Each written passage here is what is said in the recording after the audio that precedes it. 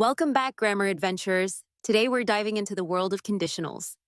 These linguistic pathways open up possibilities and help us express a range of scenarios. Let's explore.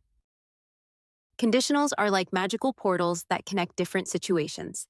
They help us talk about possibilities, certainties, and hypothetical scenarios. Let's break down the different types. The zero conditional is for facts and general truths. If plus present simple, present simple. For example, if you heat water, it boils. The first conditional is for real possibilities in the future. If plus present simple, will plus infinitive. For example, if it rains tomorrow, I will stay inside. The second conditional is for imaginary or unlikely situations. If plus simple past, would plus infinitive. For example, if I won the lottery, I would travel the world. The third conditional is for talking about things that didn't happen in the past and their imaginary results. If plus past perfect would have plus past participle. For example, if I had studied harder, I would have passed the exam. Unless is like the opposite of if, it introduces a condition with a negative implication. For example, I won't go to the party unless you come with me.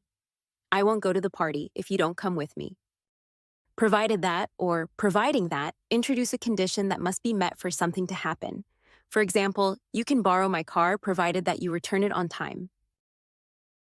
As long as emphasizes the continuation of a condition. For example, as long as you study hard, you will succeed. Practice time. Exercise 1. Choose the correct word to complete the sentence. Exercise 2. Rewrite the sentence using unless.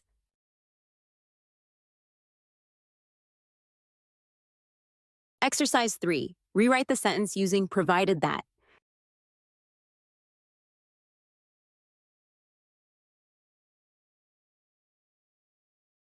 Here are the answers.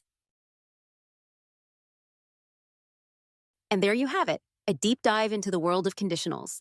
By mastering these structures, you'll be able to express yourself with greater precision and fluency. Don't forget to practice using conditionals in your everyday language. Subscribe for more grammar adventures, and let's unlock the full potential of the English language together.